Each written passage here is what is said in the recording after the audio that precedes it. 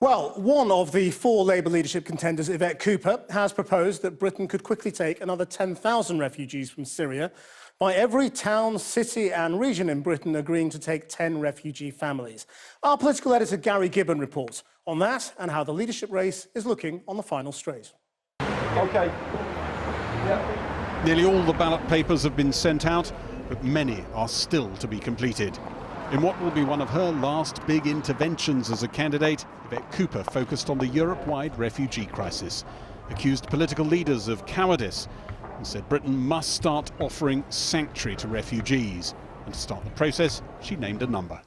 If every city took just 10 refugee families, if every London borough took just 10 families from Syria, if every county council took 10 families too, if Scotland and Wales and every English region played their part, then in a month we would have nearly 10,000 places for vulnerable refugees fleeing danger, seeking safety and sanctuary.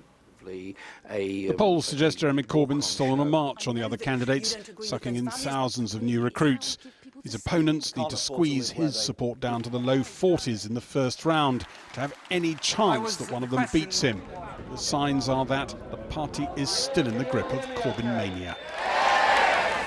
We've had a bit of an overflow of numbers tonight. Attendance and enthusiasm at his rallies has egged on Labour's big figures to wade in with warnings. At the weekend, Tony Blair spoke of Jeremy Corbyn's Alice in Wonderland alternative reality. In The Observer, he wrote, "So the question is what to do. Do we go full frontal and take it on, or do we try to build a bridge between the two realities?" He said he didn't have the answer to that question, but predicted it would preoccupy the Labour Party for many years to come. Jeremy Corbyn, you have said that Britain must take its fair share of refugees. How big is the fair share? Germany has taken over 200,000 refugees. We've taken a very small number. Indeed, the total number of refugees coming into Britain last year was only 20,000. I can't put a figure on it, but I think we should take a considerable number, and we should recognise that Europe as a whole, particularly the southern countries of Europe, are taking a very large number of refugees and not getting enough support to cope with their needs. Should it be proportional? If we are 10% of Europe's population, should we take 10% of the refugees? Well, normal refugee programmes are normally run through the United Nations and normally have an agreed system of quotas. The problem with Britain is that the Home Secretary rejected a UN-organised system for refugees last year from Syria, and instead we have this rather complicated situation we're in now. But I think there has to be a coming together of European countries recognising there is a crisis. We've all got to play our part in it. It's a humanitarian crisis. Yvette Cooper, you said 10,000 could be done in a month. Is that 10,000 every month? So 120,000 in a year? Or is it 10,000 as a one-off? It depends on how many local councils come forward to offer. And already, since I called for action this morning, I've had councillors and people coming forward and saying they want to do something to help. What I've said is, look, if every local council, if every city across the country took 10 refugee families, well, that would add up to nearly 10,000 places for people who are vulnerable refugees who are fleeing conflict and persecution. In the end, the final number would depend on what communities came forward to do. Because I think that's the best way. Well, I think that actually when you ask people, actually they do want to come forward. There's been this assumption that actually local councils, that local communities don't want to help. There's been this assumption that because everybody's so troubled about immigration, therefore nobody wants to help on asylum and refugees. And it is just not true. And that is why I think if we work together across the country, rather than just trying to play each other off against each other, actually you could get very strong support to help people, just as we did in with the kinder transport. Surely it's for the government to decide the total number. Well, I think the government should start by asking local councils and communities to come forward. Okay. At the moment, the government is saying none. The government is doing nothing to help, refusing to take anybody from the Mediterranean, refusing to take more than a few hundred from Syria, even though millions and millions of people have lost their homes in Syria.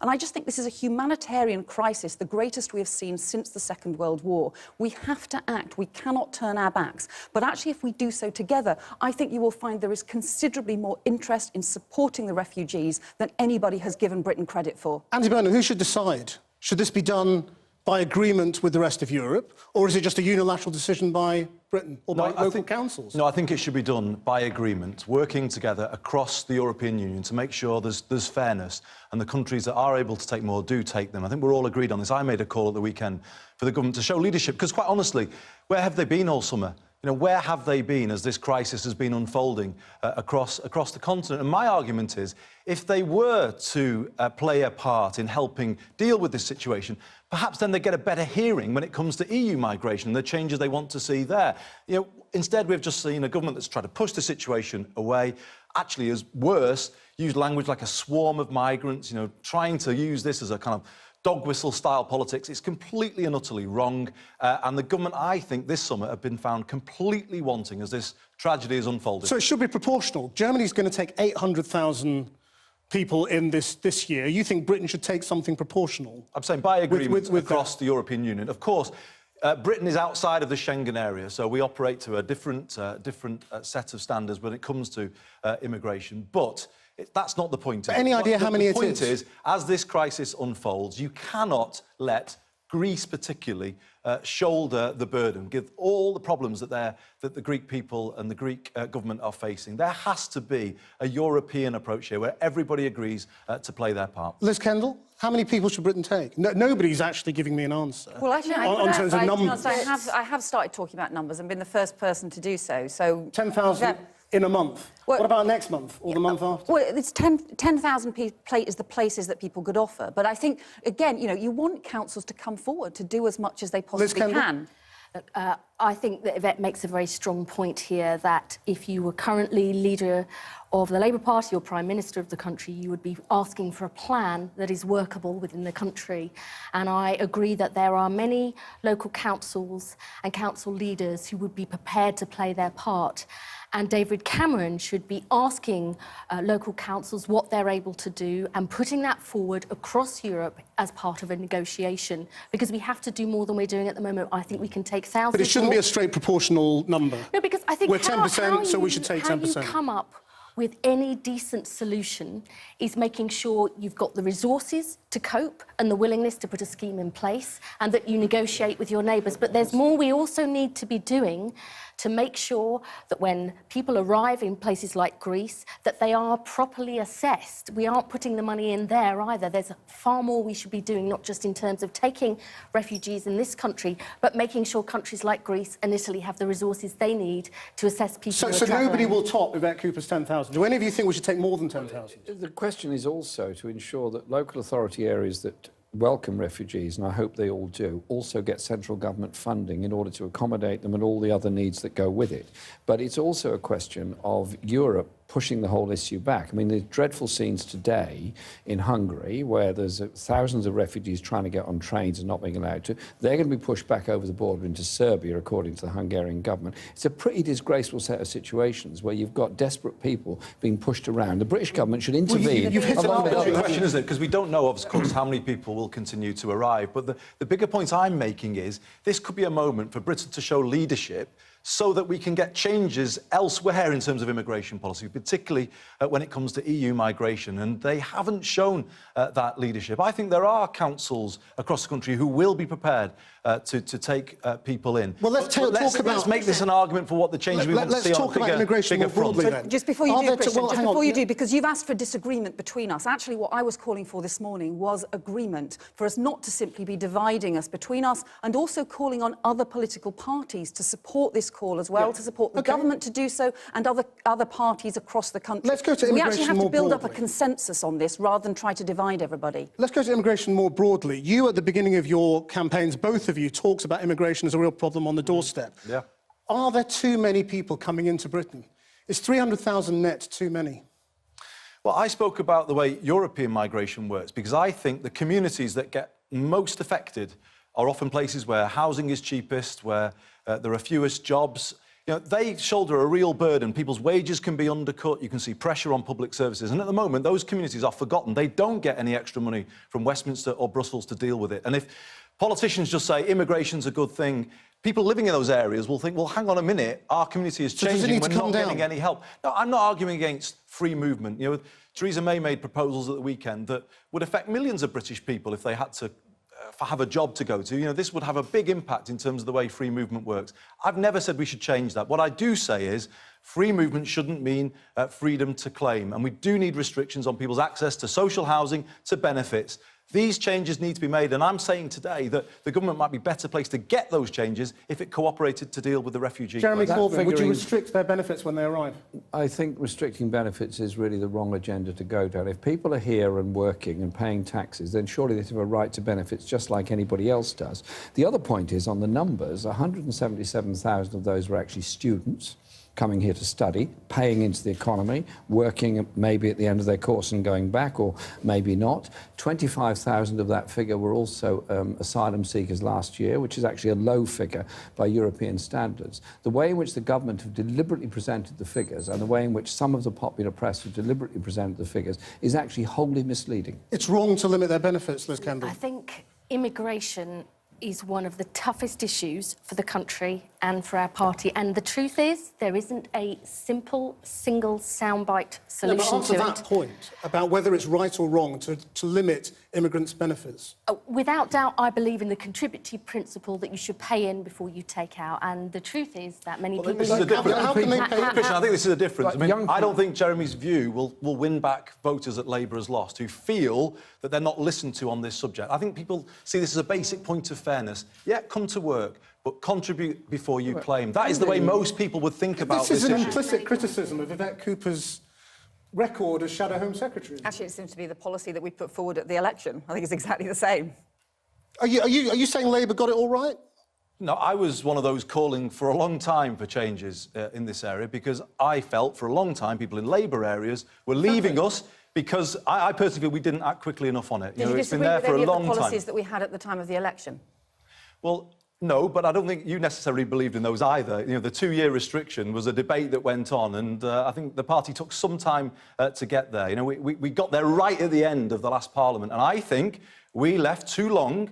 We looked like we weren't serious about dealing with the issue, responding to people's legitimate concerns. Labour people were left avoiding people's eyes on the doorstep. We had a document that said, if the subject comes up on the doorstep, close it down and move on. Yeah, that wasn't the right response of it. It really wasn't. I think we have an agreement that this is a serious issue. I just think, actually, Andy's policy proposals are exactly the same ones that we had at the time of the general election. Now, look, you know, that's important because what we should have is a system that is controlled and managed so that it's fair. You know, immigration is really important to Britain and will be to our future, but the system's got to be one that people can have confidence in. That's why actually the strongest thing I've argued for is to action against the exploitation of low-skilled migration, which undercuts pay and jobs. It is deeply unfair and ends up causing huge problems, and it's unfair as well on employers who are responsible and who want to pay a fair wage. So I actually think we could go much further and make that exploitation a crime, and that would help support the legitimacy of the migration system. The truth is that people live, work and study all over the world much more than they did in the past. And there is a real risk that we end up sounding like we think we can simply pull up the drawbridge and hope the rest of the world goes away. We need to do far more to take on some of the myths that there are. You know, you're far more likely to be treated by somebody in the NHS who's non-British than to be queuing behind them.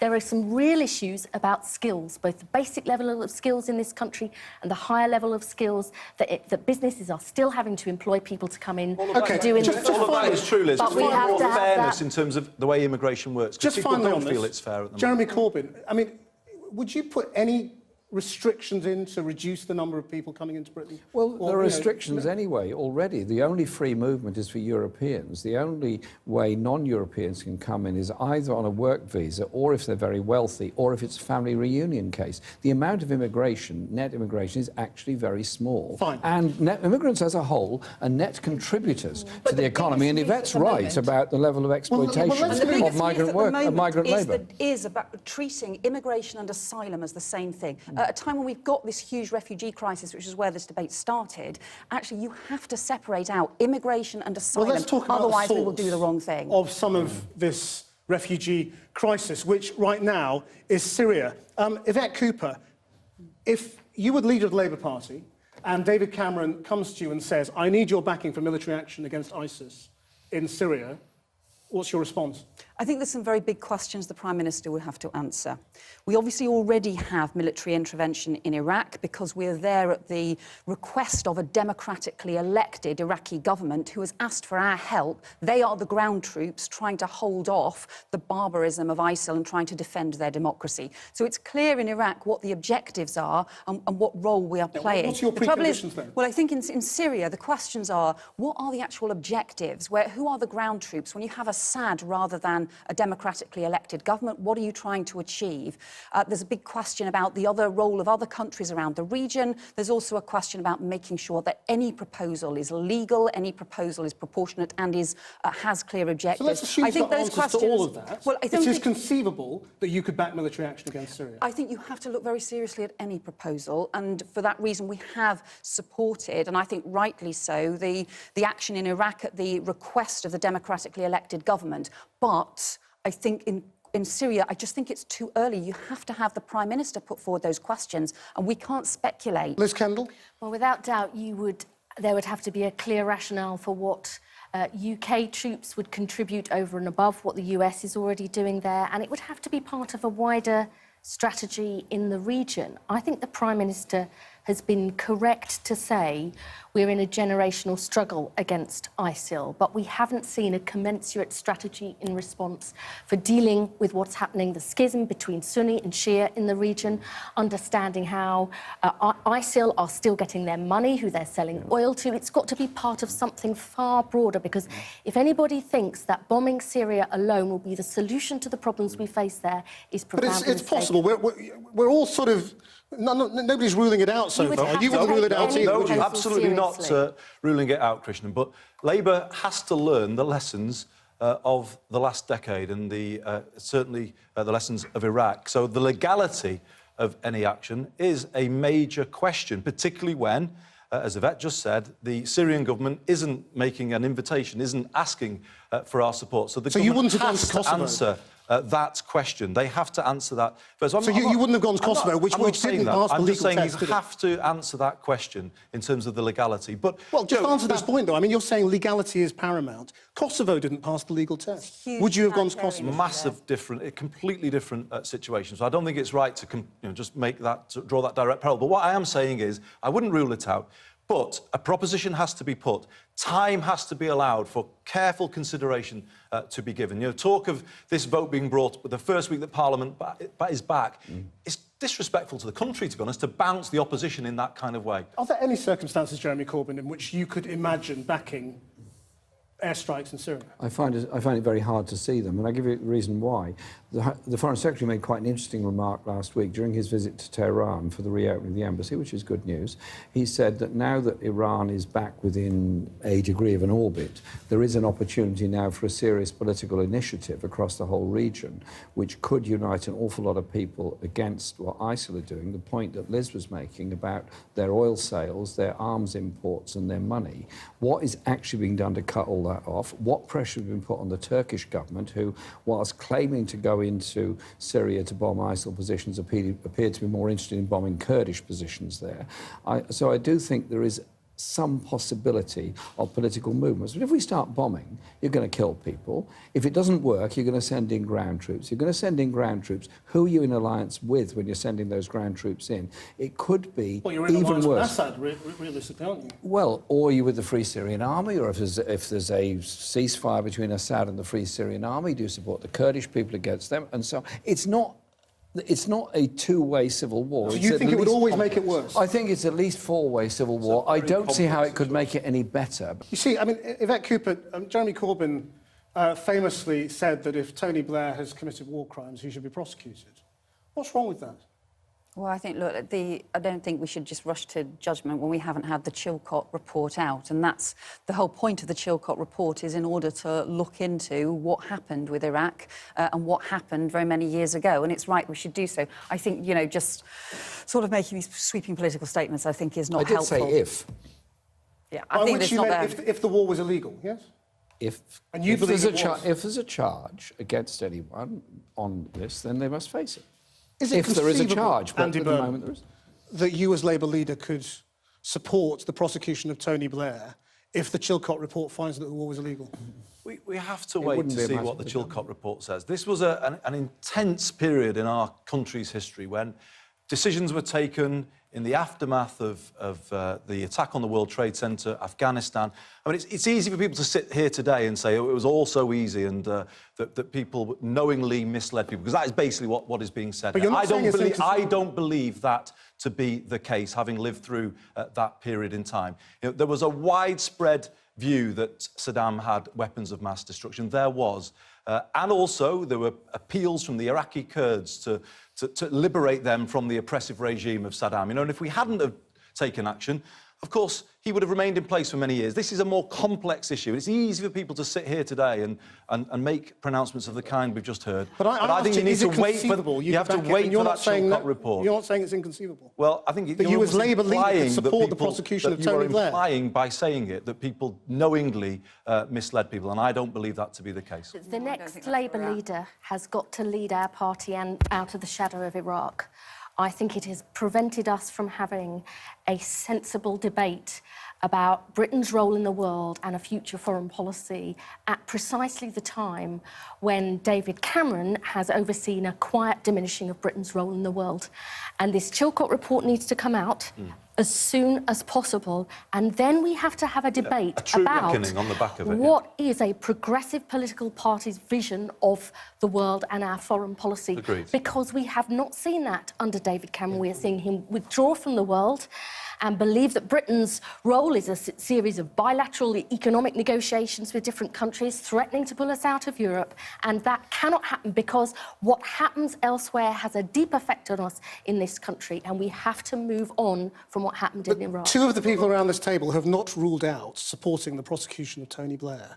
What do you make of that? I do not believe that people were knowingly misled about weapons of mass destruction. I wasn't an MP at the time, and I have never criticised those who had to make those decisions, because they were there and I was not.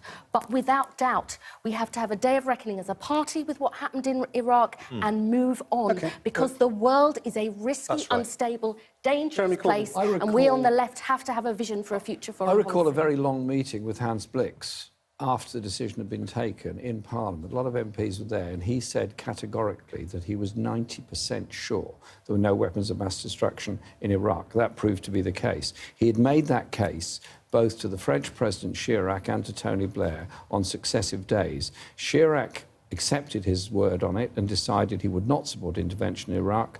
Tony Blair rejected his word on it and decided to support intervention on Iraq. But that's why the whole point of the Chilcot report is in order to look at everything that happened. We know that there weren't weapons of mass destruction when we thought there were. Many of us thought there were. We know that it drew resources from Afghanistan at a critical point in the conflict. We also know that there were huge problems with the post-conflict planning. So we know that there were a series of things that went wrong.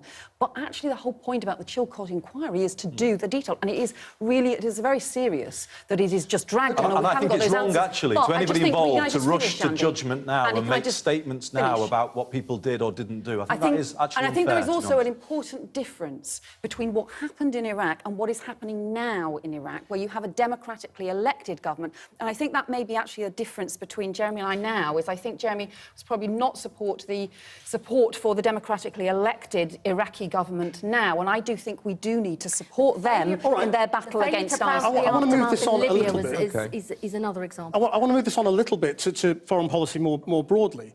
This weekend, we saw a repetition of the Conservative attack on a possible Corbyn Labour Party as a threat to national security, referring to unilateral nuclear disarmament and a desire to leave NATO. Do you think Jeremy Corbyn would be a threat to our national security? Well, we just disagree on this. I mean, I'm a multilateralist and not a unilateralist. I don't think unilateralism is the right approach for Britain. So he would be? So I think the right thing for our national security is to have a multilateralist approach. We should be trying to reduce nuclear weapons across the globe, and we should also stay as part of NATO. Right, so would he be a threat to Britain's national security? I don't think it's right for us to pull out of NATO. I don't think that would be the right thing, not just for Britain's security, but also for wider internationalism. We're an internationalist party. We've always been so. We should always stay what so. would the consequence be of having the wrong policy? Would it mean our national security was threatened? I think the problem for us, the problem with NATO would actually be the impact it would have on Eastern European countries, for whom being part of NATO and having the backing of NATO is immensely important to them and their sense of security, particularly at a time when, you know, there's such sort of uncertainty about the way in which Putin responds, about the way in which Russia responds. Jeremy Corbyn, if there were Russian tanks rolling through Lithuania, what would you do?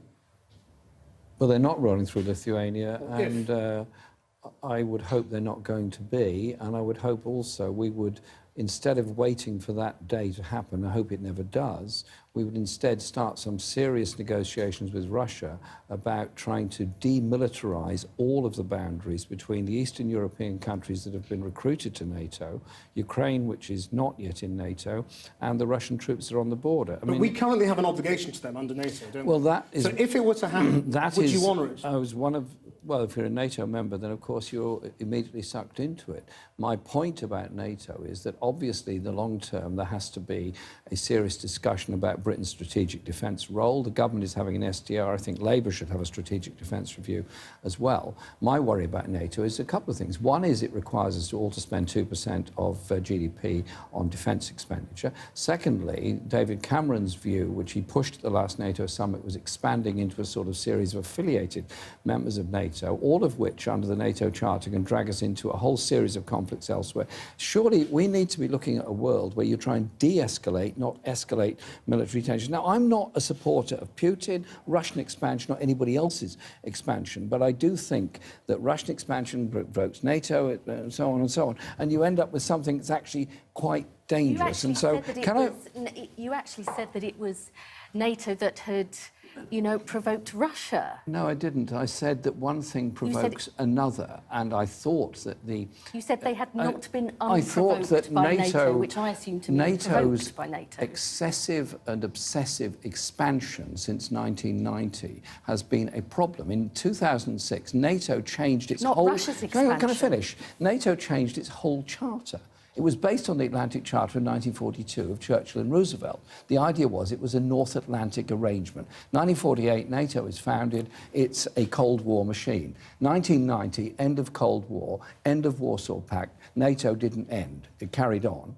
But why do you spend so much time criticising NATO rather than what Russia's doing? NATO is then trying to expand, and it then, in 2006, gave itself a global role. We could potentially be involved in conflicts anywhere in the world. My view is we should argue quite strongly in NATO for a more realistic view of what its role is, and also why and where it's trying to expand and for what purpose. Just to clarify, Liz we are Kendall's ending point, up with a new Cold War here. Do you think Russia was provoked or not?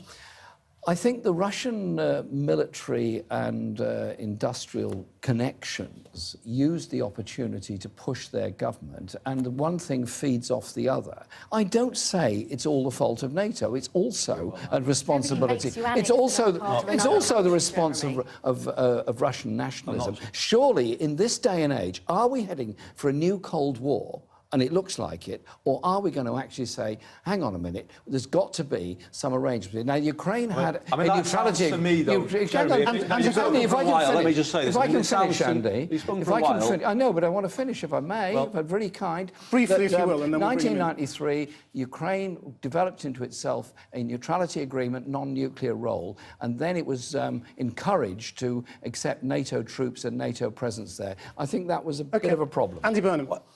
If you want my opinion, it sounds like you're making excuses for Putin there. No, I'm not, Andy. It sounds like it, Jeremy. Andy, that is no, it sounds like it. You're saying that he was kind of prompted and provoked into doing what he did in Ukraine. And you know it. Nobody makes Well, you annex. it sounded a little bit like it, because there's been an act of aggression here. Andy, when have I ever made excuses? Let him finish. Well, I was Jeremy listening carefully. You said NATO kind of put pressure on Russian forces, then subsequently put pressure on Putin. I don't think that is what happened. We've seen an international breach here in terms of the sovereignty of a country.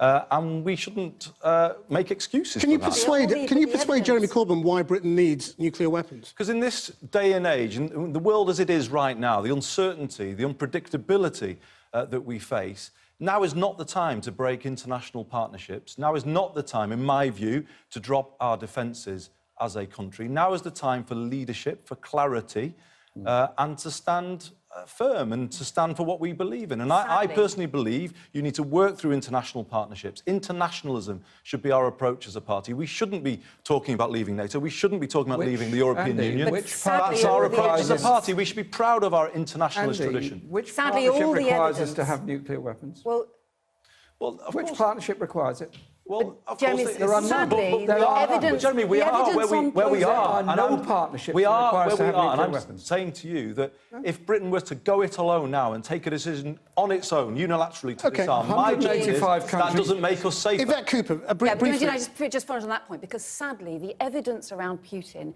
is that he doesn't just back off in response to soft power. The evidence, sadly, on Putin is that in the end, it needs firm security response in order for him to back off. And I wish that wasn't the case. I really wish it was the case that we were dealing with, you know, a nice, benign state and benign leader that would have those rational discussions. But sadly, the evidence has proved that's not been You the think case. he's being naive And in the- when it comes to I Putin? think the reality is that you have to have a firm response and be confident in the partnerships and the security partnerships that you need in dealing in an uncertain world with somebody like Putin. Just lastly, on foreign policy, before we come home, you have criticised the company Jeremy Corbyn has kept with regard to homophobia and anti-Semitism.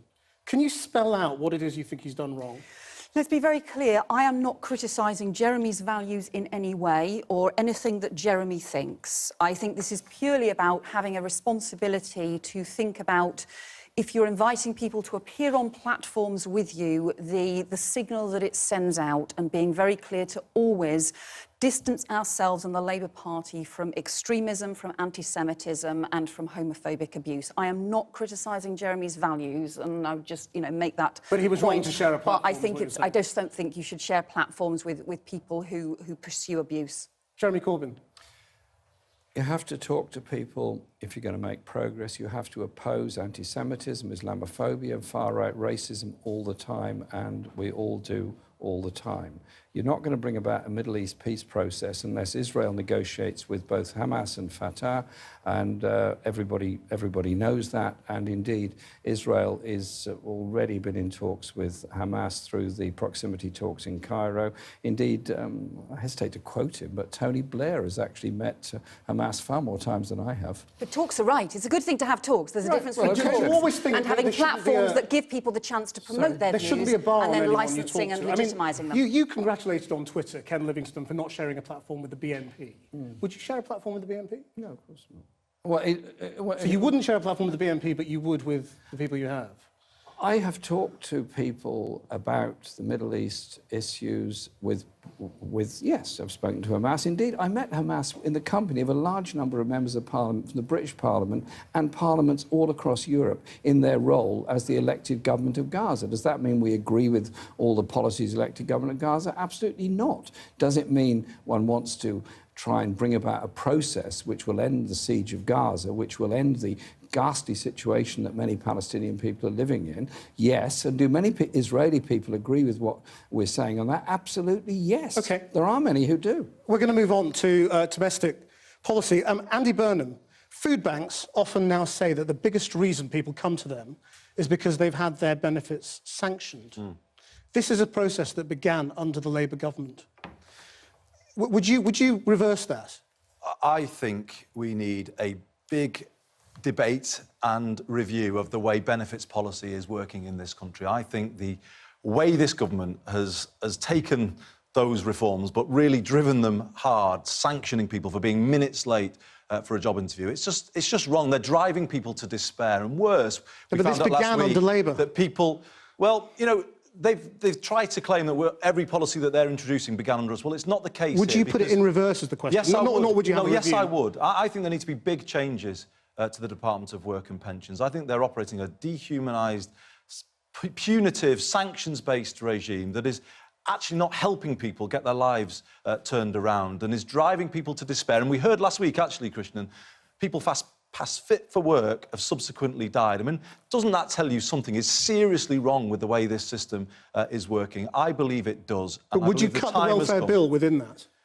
I think we need to have Labour solutions to cutting the welfare bill. The amount this country spends on housing benefit, let me just make this point, is huge. And its roots are in the original right to buy, where we have a country now that is overly reliant on the private rented sector, where housing benefit is paid out in millions of pounds to absent landlords who rake in the money and don't put that money back into the upkeep of their properties. It's completely wrong. I would free councils to build affordable homes so that we can move people out of private rented accommodation. Liz Kendall, is the welfare bill too big?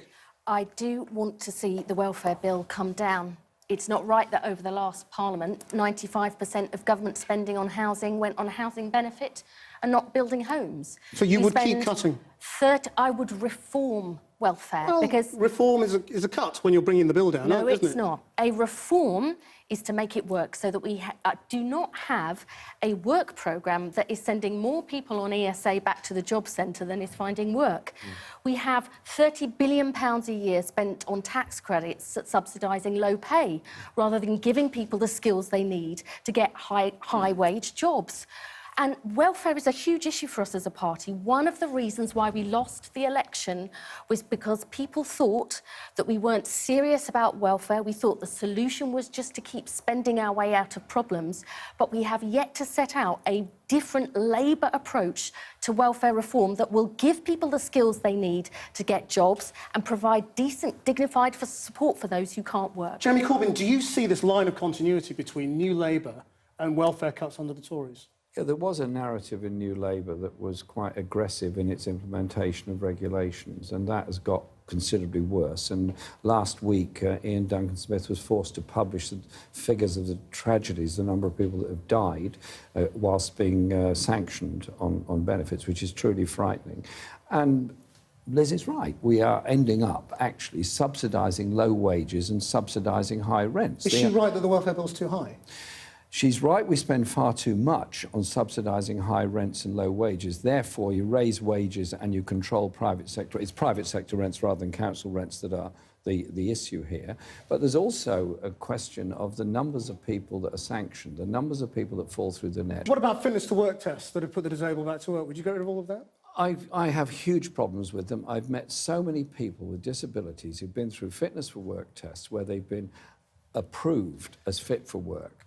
Clearly are not. Some are suffering mental health conditions. Some even commit suicide as a result of it. Most of them, I think, in fact, 60% win appeals on this. So if 60% of decisions are being overturned on appeal, there's something badly wrong with the decision-making in the first place. Yvette Cooper, I mean, what this represents really is a pretty wholesale trashing of the New Labour approach to welfare, isn't it?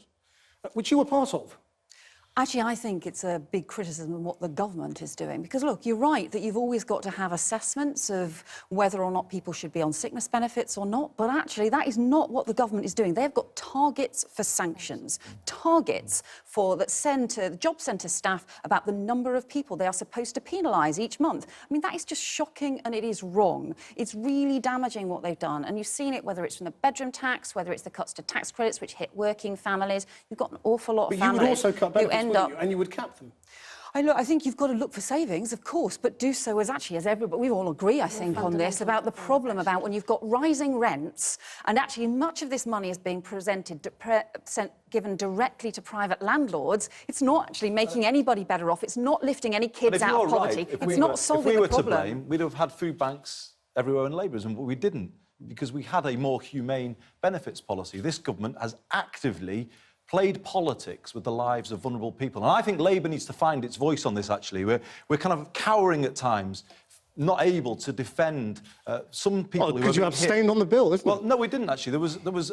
I called for it to be opposed. We had a form of opposition. We didn't simply abstain. But, yeah, it wasn't good enough. And this is where Labour needs to find the courage of its convictions. And if things are wrong, we need to say so. Going forward, if I'm the leader, that is what we will do. But the problem with that, form of opposition was that we accepted the benefit cap as 23,000 in London and 20,000 outside London, that benefit cap impinges dreadfully on people living in the private rented sector. It's leading to the social cleansing of cities, towns and cities all over Britain, effectively the expulsion of people from central areas. That is the brutality of that cap. We've got to oppose this bill in its totality. Right. For what it's trying to do.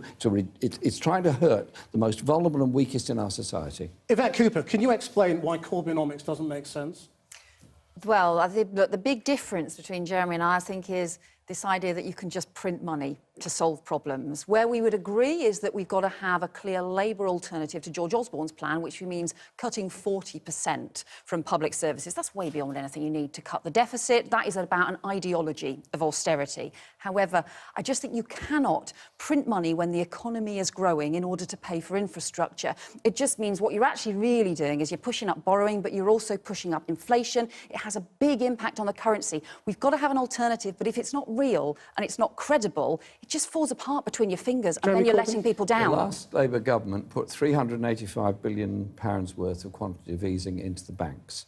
The last Labour government also funded a great deal of public sector developments in schools and hospitals through private finance initiatives, which cost us 6 times the original investment in them. It's not a sensible way of funding any kind of capital development. What I'm suggesting, and it's a proposal, it's there for consideration, and it has been supported by a large number of economists, is we set up a national investment bank which will fund the investment in schools, hospitals, infrastructure, productive industry, a whole range of things. It would be funded, if appropriate, through quantitative easing, if not, through traditional government borrowing, but it would be a form of investment at an affordable rate rather than the unaffordable rate. The Japanese economy was flatlining for 10 years until they finally decided they had to produce quantitative easing in order to stimulate some growth. There is nothing wrong with using quantitative easing to stimulate growth. Better doing that for productive industry and infrastructure rather than giving it to the banks to play around with as they've been doing. The economy is growing. It's growing now. Now, growth has been late. That's by certainly 1%. true, but it is growing. So if you want to just print money when the economy is growing, that's just going to put up inflation. How are people going to think, well, where's this money coming from? Well, we just asked the bank to print some more money. Yvette, how it's are you not real. Are you going to go back to PFI on the funding of public infrastructure? Hang on. Are you going to go back to PFI, or are you going to go back to government borrowing in order to achieve growth? But you realise your proposal is just like PFI on steroids to do quantitative easing for infrastructure. That is exactly what you are talking about. If I may say so, seriously, this is not a way in which you can genuinely fund infrastructure. You're just saying, well, let the Bank of England just get the printing presses rolling in order to fund really important infrastructure. It's just not responsible, and it'll be ripped apart by economists. We put £300 billion into the banks. I'm suggesting... When in the middle of a financial crisis. Yeah. I mean, really, the economy was about to go off a cliff. The banks were going bust around us. We had jobs being lost. The economy was in a terrible state. There's a big difference. I wasn't opposed to it. What I was opposed to was growing. the lack of control of those banks at the end of it. What we did was bring them into public ownership. We put the shares into a holding company, which Osborne is now selling off. Why didn't we get control of those banks and make RBS and all the others invest in productive industry, invest in infrastructure? Will you ditch it when the economy is growing? Will you admit you might not quantitative need easing should not be done when the economy is growing? You might not need it then. If you need it, do it. If you need it, so if the economy is growing... You seem very growing, concerned about QE. Yeah, because I think this is really serious. You're going to push up inflation and end up with a lot of families unable to see their cost of living rise because you're being irresponsible with the money. That we put there. You've got to be able to set out a serious alternative, but it's got to be credible. It's got to be not dodgy economics. It's a very serious alternative. What this is illustrating very well is what happens after September the 12th. Because here we have 2 leading Labour Party members fundamentally at odds. And you basically agree with Yvette on this against I have Jeremy other Corbyn. concerns So with what Jeremy's happens? economic policy, Well, like so the what threats happens? being part of Europe. What happens afterwards? What happens if Jeremy has won? What happens does he get your we've loyalty? Got to unite this party is what happens. And there are things that Jeremy has said in this campaign that I agree with. We've disagreed on defence, and you heard that earlier. But on housing, I think he said things that I agree with. On education but that as well. exchange is just written there is the next common ground. Conservative Party All of ad the people campaign. around this table have said things that I agree with in this campaign. And the important thing is that this party unites. Obviously, we are making our own pitch at this moment in time. But the people So he out there gets who your are loyalty? the public need a strong opposition. They need a Labour Party to unite, and that is what I will do. I will work to unite the Labour Party Liz coming Kendall, out of this. would you be as loyal to Jeremy Corbyn as he has been loyal to previous leaders? Nice trick question there. I will always be loyal to the Labour Party, but let me say this. The fundamentals don't change. We lost the election because people didn't trust us on the economy or with their taxes, and because we didn't have a positive vision of a better life that most people could feel So you would part of. retain your conscience Okay? and They your, will remain, your and we have always irreducible won core. when people have trusted us on the economy and we have a vision for the future. And we're not saying go back to a world where, you know, the vast swathes of the economy are nationalised and, you know, claim that we should be reopening the coal mines. That won't If he asks work. you to vote a And particular this- way, will you vote with him or will you vote with your conscience? Well, on some issues, like, for example, our membership of the EU, if there's any suggestion that we wouldn't be voting yes for us to remain in the EU, I'd have to vote against that, because I think it's so important for the future of the country. But the basics don't change about why we lost and how we need to change to win again. That will remain over the next 5 years. Yvette Cooper, you've also said you would go onto the backbenches if you don't win. Will you be loyal to him when it comes to Labour votes, or will you vote... He hasn't won yet. You know, we've No, still exactly. got weeks to go. If. Lots of people are still making their Liz mind makes up. an important point, because there are an awful lot of people who actually haven't voted They yet. have- Actually, there are some people who haven't absolutely even had their ballots Yeah, yet. but you have so there said is a you wouldn't long way stand to for go the shadow in this, cabinet. and we've got So to keep you've entertained- campaigning in this leadership election. I get what you're doing, but you have entertained this scenario in the past because you said you wouldn't go into the shadow cabinet. The question is, what kind of backbencher would you be? He voted against every Labour leader he's been under, including Michael Foot, probably. Would you... I don't can't remember the summer of '83 that closely. I don't think it's my style to vote against the Labour Party. I think 500 times, is it something like that Jeremy has You done? I wouldn't do don't that. think that is my style. Look, I want us to hold the Labour Party together. To be honest, I actually think the best way to hold the Labour Party together is around those core values. And it is, you know, it goes back to the dispute that Jeremy and I were saying. I mean, I'm urging Jeremy to support my arguments that we can oppose the 40% cuts, but we don't have to do it in a way that's dodgy. And if Jeremy shifts his policy, that would help us. It is about holding the Labour Party together, but it is also about winning in 2020. Yeah. And the Being Tories, strong enough to win the election. I agree with are that. determined to wipe us out. Yep. The worst They're thing we trying did to in the take our 80s politics, was start they're fighting trying to amongst take our ourselves. Because when we funding, did and they're trying that, to take we our left the here. pitch clear for Margaret Yeah. Thatcher to bulldoze her way through Labour communities up and down the country. And if we were to do that again, it would be unforgivable. Well, Tony Blair said this weekend that Labour is a changed party in the space of 3 months. Do you agree with that? No, I don't agree with that. I don't. I believe the party members are the same people they always were. And the people who've joined us share the same values. I believe, yes, the party is crying out for change. That's the difference. The party is fed up with the style of politics we've had for about the last 20 years. A politics that's kind of traded in small, gimmicky policies, retail politics, they call it. They want something bigger. They don't want to go to those doorsteps anymore and just be told, there's no point, you're all the same. They want a Labour Party they can believe Jeremy in Corbyn, again. what kind of leader would you be with rebels, with people who vote with their conscience rather than with your party whip? There's over 550,000 people are now members or registered supporters of the party, and I hope all the supporters become members so they can take part in the policy debates that come. The new leader, whoever it is, and there's no result yet, obviously, will have a mandate from outside the Parliamentary Labour Party. From £3 supporters?